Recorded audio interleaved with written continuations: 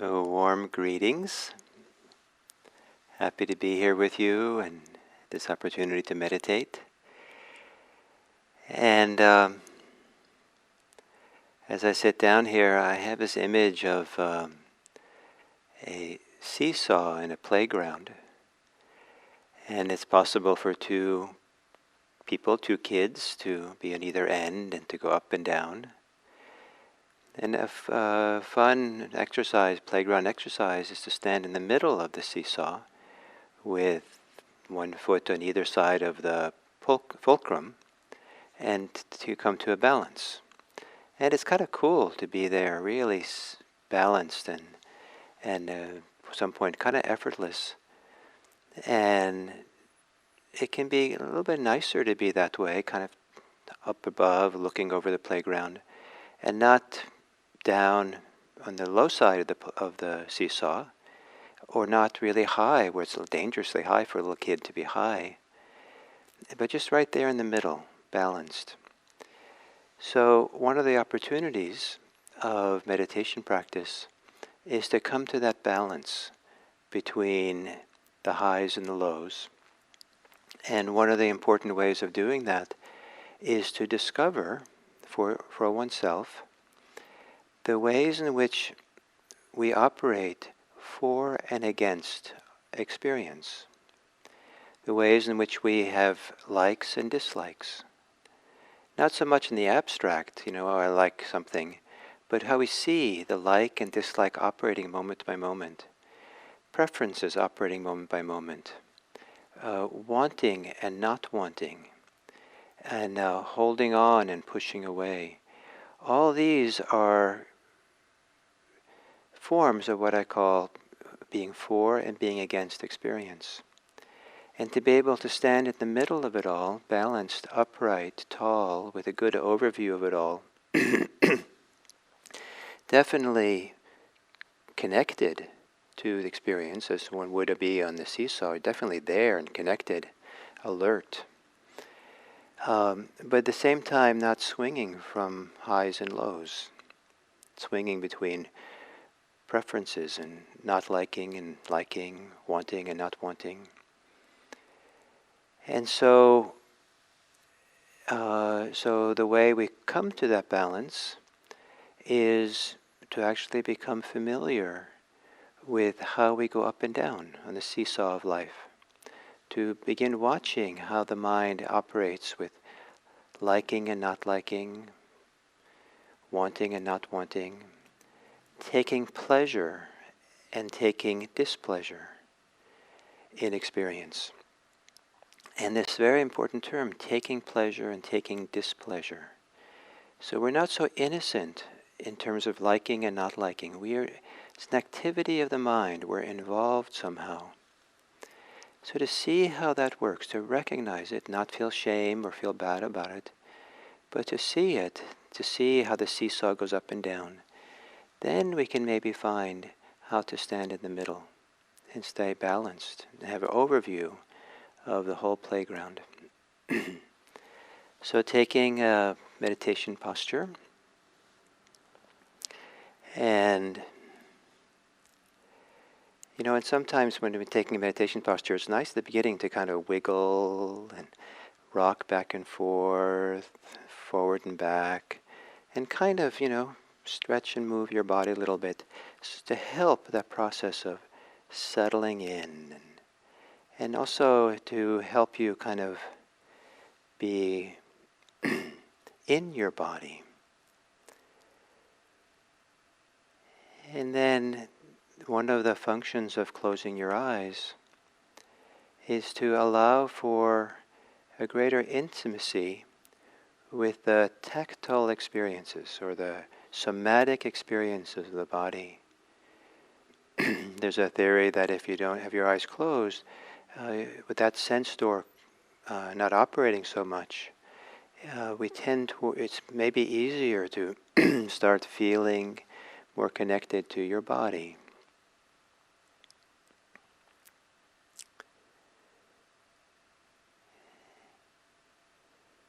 And part of the function of relaxing your body is to help find the stability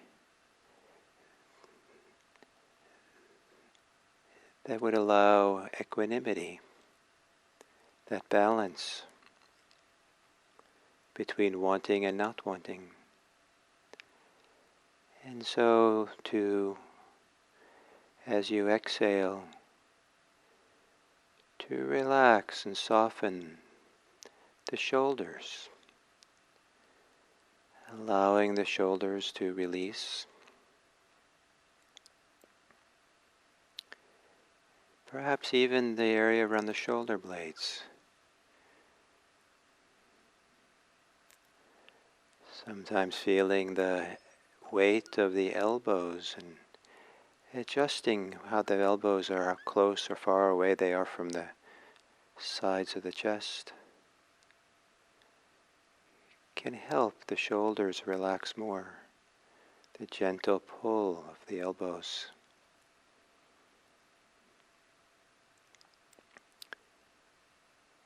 As you exhale, to soften the belly. Release the belly.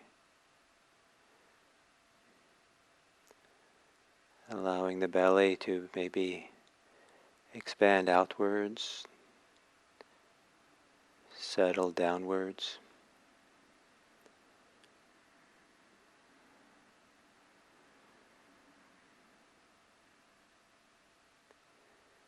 And perhaps as you exhale, releasing any tension you can see in your legs, in the thighs, the calves. Releasing, relaxing the legs into the pull of gravity.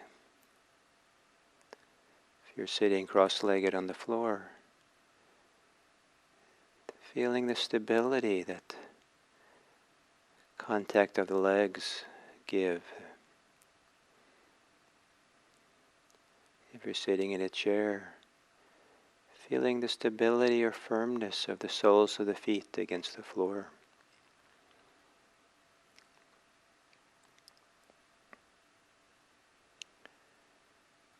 And then as you exhale, to soften the eyes and the face.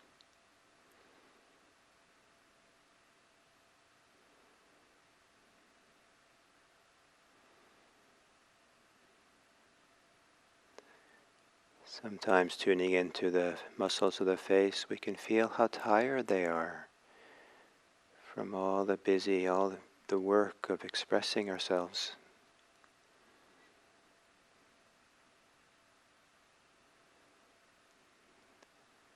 Letting the face rest.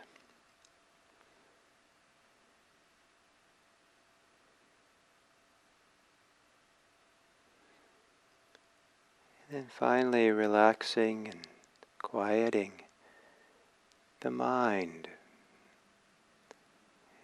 Whatever tension or pressure or energy that for you is associated with thinking and the churnings of the mind.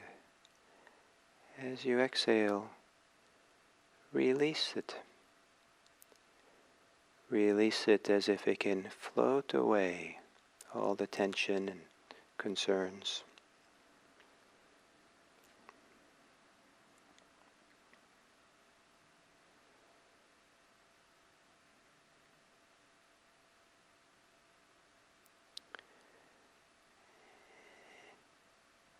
And then settling yourself more fully into the experience of breathing. Perhaps you can count 3 exhales.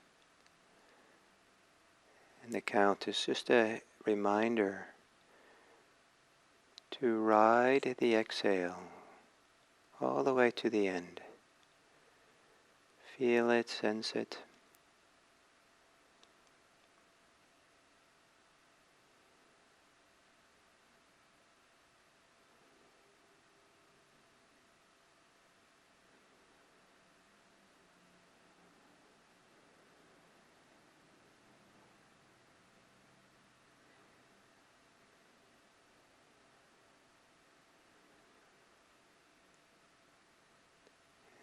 Perhaps you can count to exhales up to 3 a few times.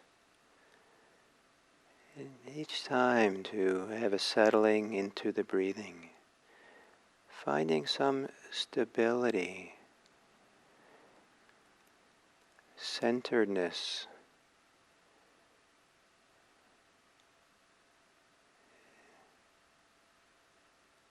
and counting up to 3 and starting over again. Always starting over again can be a way of not being swept away by your thoughts.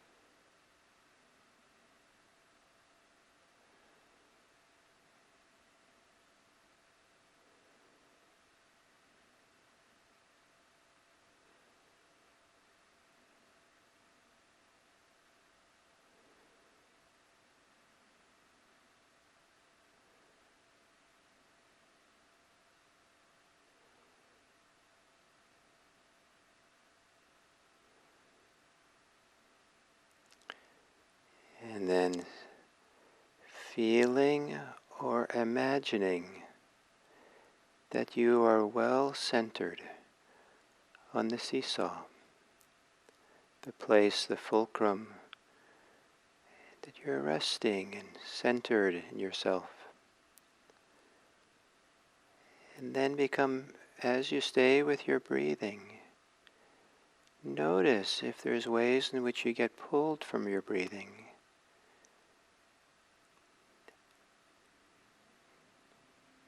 Motivated by what you like and don't like, what you want and don't want,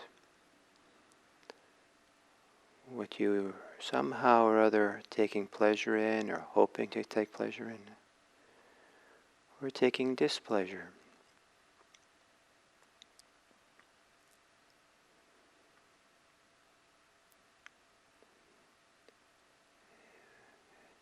Every little pull away from center on the breathing, see if there involves some wanting or not wanting.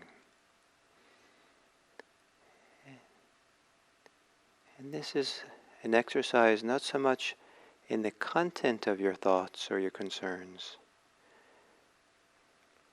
but the quality or characteristic of that, almost like the sensation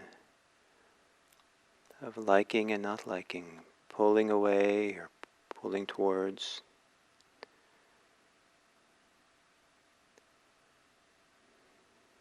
Notice how this works for you.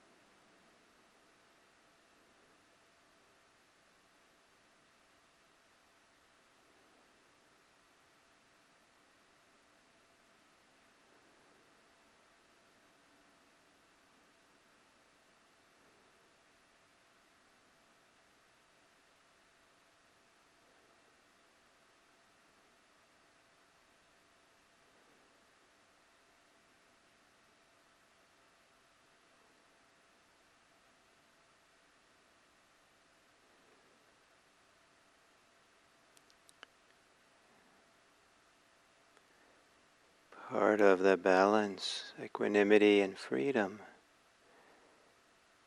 is found in knowing, recognizing how you tip towards or away from things. You're for and against something. You want or you don't want. To see that with clarity,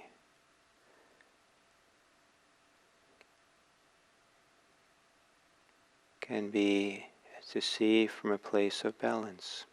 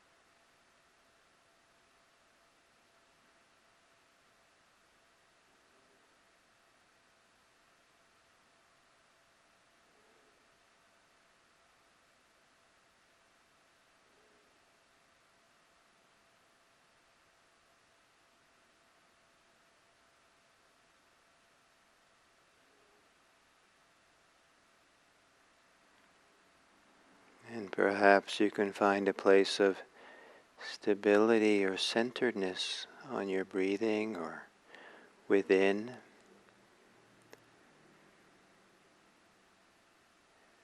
that it would allow you not to be pulled into for and against,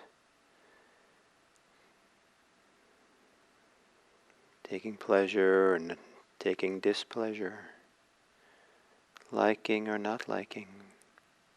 Those things might occur, but they occur at the periphery,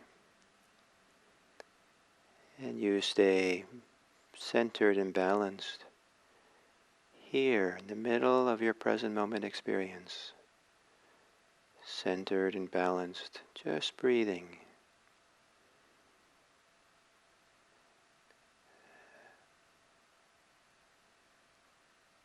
centered on breathing,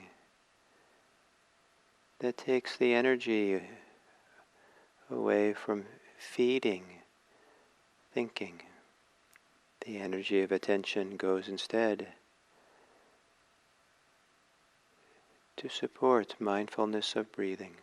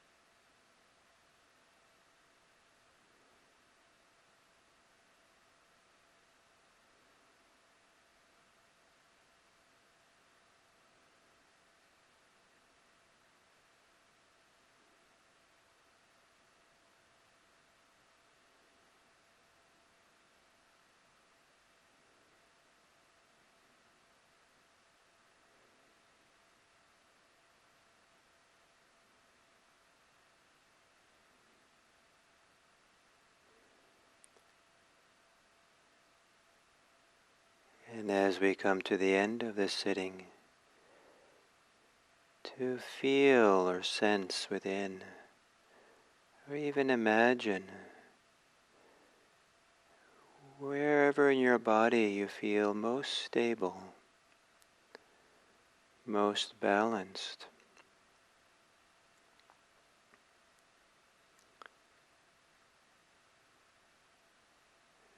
The place in your body where it maybe feels closest to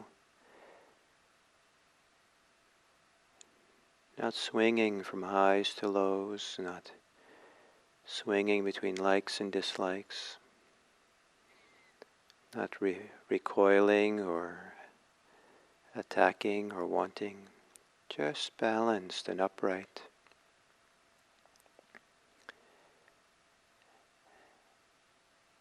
A place where we can gaze upon the world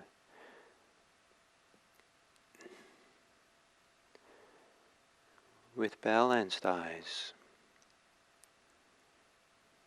with equanimity, an equanimity that is a kind of love. To be still and gaze upon everything kindly.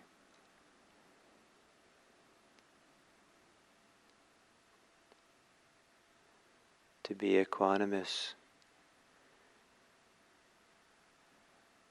and have an overview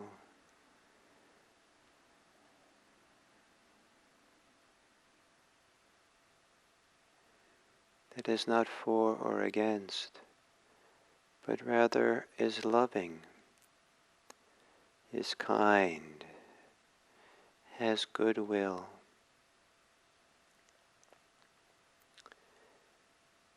And to allow that goodwill to take in the entire world, and the goodwill that has the idea that how wonderful it would be if everyone could be happy and safe and healthy and free of oppression. And may it be so. May all beings be happy. May all beings be free of oppression. May all beings be respected. May all beings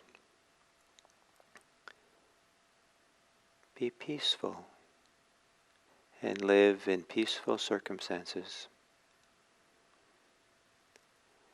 And may it be that we contribute to this possibility. May it be that we are agents for goodwill to travel out into the world. May all beings be happy.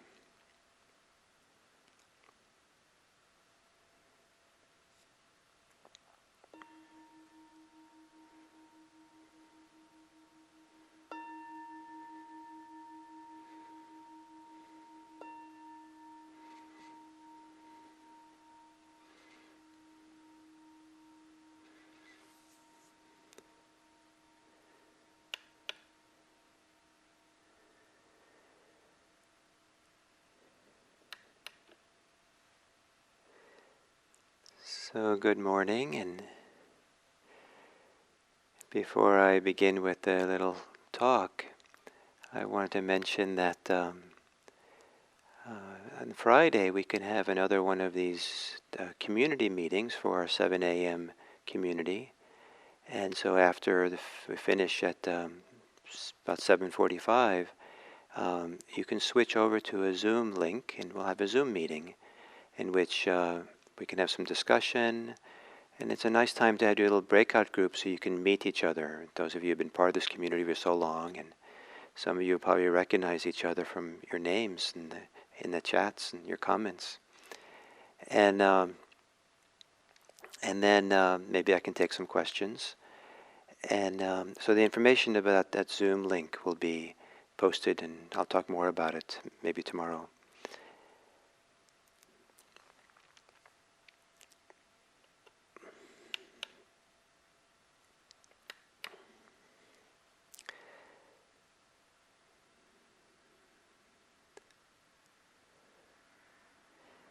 So what we're doing this week is looking at mindfulness of emotions, and doing so by looking at our emotional life through the four perspectives that the Buddha gave for the practice of mindfulness.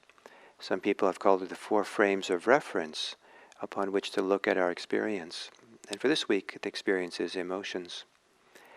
And the first of these frames of references is the body, breathing in the body, and to be centered in the bodily, embodied experience, somatic experience of emotions. To have that as a skill, as a capacity, as a habit, gives us tremendous amount of information about how we're feeling that's not really so readily available if we're just thinking about it or in the stories, the ideas of what's happening. It's also a way of helping the whole psychosomatic system we have to process emotions and to let them be free within us. And this great beauty, this great power of allowing our emotions to live freely within us and let them unfold and move without giving into them, and also maybe without expressing them, which means a kind of involvement with them, but let them express themselves. And one of the great places to do that is in meditation. It's kind of you're sitting still, you're not going to move, and but you allow it to move course through you freely. To do this, it helps if we can do it with some equanimity, meaning that we don't get pulled into our preferences, our likes and dislikes, what we take pleasure in and don't take pleasure in, and our wants and not wants, because that kind of complicates the situation. But to just give it the emotion freedom, and then to feel it more fully. To find that equanimity or find that freedom, one of the most significant teachings the Buddha gave about mindfulness and the path to freedom is to bring mindfulness, awareness, to feelings. Now in English, I think that if we can't, it's difficult to really define what an emotion is in English. I think it's even more difficult. Feelings. Some people see them as synonymous. Feelings are more the subjective experience of how an experience is perceived or taken in or processed or something. When the Buddha focused on mindfulness, he focused our attention on particular aspects of feeling, the subjective experience, and that is the feelings that are either pleasant, unpleasant, or neither pleasant or unpleasant. Now this can be quite boring and even off-putting to hear a teacher just go through that list. But it turns out that a tremendous amount of human activity, human motivation, what we do and respond and react to the world, is based on some way or other with whether things are pleasant, unpleasant, or neither pleasant or unpleasant. Whether we perceive them or hope that they'll be pleasant, or that we're afraid they're going to be unpleasant. And this movement for and against pleasant and unpleasant is part of to see that and understand that and become free of it allows the emotional life to have a freedom that it can't have if we're for and against things. And now some emotions arise because we're for and against things, so that makes it very interesting as well. And but a lot of the afflictive emotions in Buddhism, some Buddhists will make distinctions between afflictive emotions and beneficial emotions, and afflictive ones are hurt. They're ouch. I kind of think of the same distinction as between surface emotions and emotions that are well up from deep inside. And the afflictive ones for me are more surfaced. They're more reactive to things. And the deeper ones are not reactive, but are a wellspring of kind of the goodness within us that has a chance to arise. But and so the Buddha talks about pay attention to what he calls Vedana, Vedana, and it's usually translated as feeling, and which is probably accurate enough, provided that in the instructions for mindfulness, we understand it's a particular aspects of feelings, emphasizing pleasant, unpleasant, and other pleasant or unpleasant. Because it's subjective experience, it's not exactly inherent only in the experience that it's pleasant or unpleasant, but it also has to do with how we are in relationship to it, how we evaluate it. The same physical experience can be evaluated as pleasant or unpleasant depending on the judgments we have, the associations we have, the memories we have. And I saw this very clearly when I lived in Davis, California. In the wintertime there was a very cold Thule fog.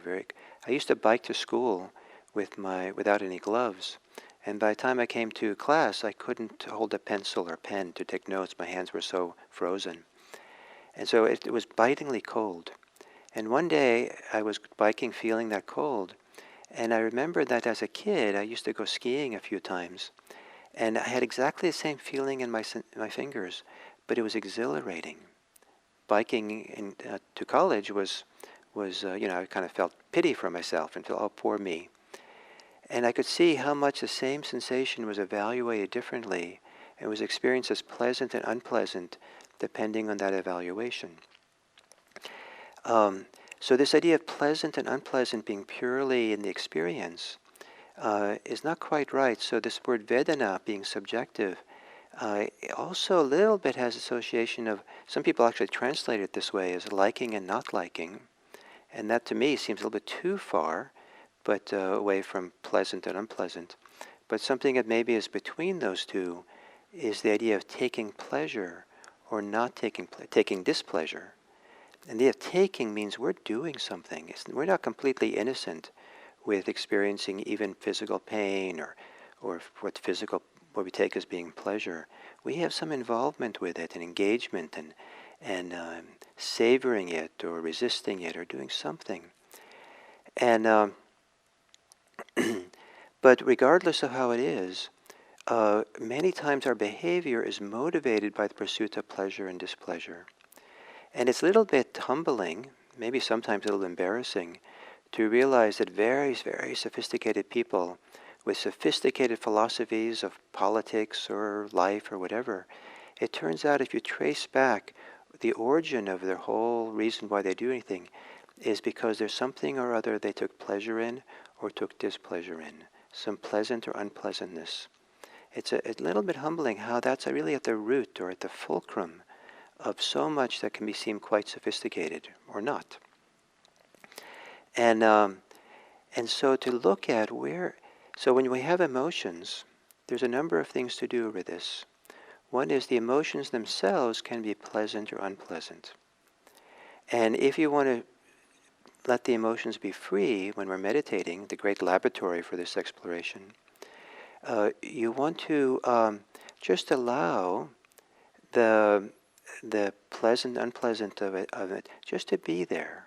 No problem with it, but no leaning for or leaning away. We're not really free, as I like to say, if we're only free when we're comfortable.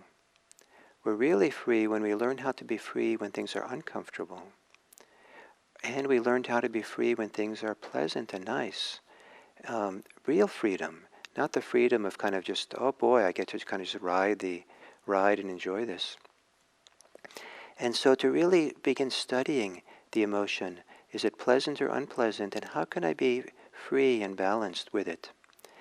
Does the emotion arise because I'm relating to something as pleasant and unpleasant? I like it, I don't like it. And it's very fascinating to do this because when we start tracing it back to where we're taking pleasure and displeasure, we find out that it might be different than what we thought. So just to make up a silly example, maybe I take pleasure in spinach smoothies. And but actually it doesn't actually taste that good. But I say, oh, I really enjoy my spinach smoothies. But then if I look and see where's the pleasure in the spinach smoothies, it turns out that it's the pleasure is I have this idea that if I ate spinach smoothies, I'll be healthier. And if I'm healthier, I'll be able to lose weight. And this idea of losing weight, that's where the pleasure is. And I take pleasure in the idea that I might someday lose weight. So where's the pleasure and displeasure? It could be that you have to go on a long trip, and you really don't want to go on the trip. But you ask, where is the pleasure and displeasure? And it turns out that the long drive, what you find really unpleasant about it is the problem of where to stop to go pee. And the driving seems okay, it's whatever. But to identify where is the pleasure, what specifically is the pleasant and unpleasant around the emotion. Finally, the Buddha made a distinction between two general forms of this subjective experience of pleasant and unpleasant. And one is what I call the surface, and the other is what I call what wells up within. He called it of the flesh and that of not of the flesh. So that which has to do with our reaction to things, the world does things, and we react to it. It gets cold, and we react with displeasure around it being cold. It's unpleasant. We react, it's nice and comfortable at temperature, and we react positively. We want more warmth or enjoy it. And that would be of the flesh. That's more of the surface. Someone calls us a ugly name, and that's very unpleasant. And don't deny it. But it's a little bit, some of the reactions can be more on the surface. What's in the well springs deep inside? The pleasantness that wells up from inside of compassion, of peace, of calm, of joy, emotions and feelings that are not in response or in reactivity to what goes on in the world, but are really coming from being settled and calm and open and free. And we discover that it's possible to have peace within, calm within, joy within, while the circumstances around us are unpleasant. And when we see that difference, it's freeing. Because many people, they don't see that difference. And so when things are unpleasant in the world, it's almost like they are unpleasant. Personally they are, but everything's defined that way. Everything's seen and understood, and we identify so closely with it. When we realize it's more just surface of circumstances, and inside there's well springs of peace and joy and love, compassion that is there, then we can experience the unpleasant situation and not be identified with it. We don't become the displeasure. So this is a very important teachings around emotions, is to really start looking at the pleasant, the unpleasantness, the pleasure, taking pleasure, not taking pleasure, where is that working? And as we get more settled and less pulled into that world of reactivity, to also notice there's a different kind of pleasantness, the pleasantness of the inner wellspring of our goodness. So thank you, and I look forward to continuing this tomorrow.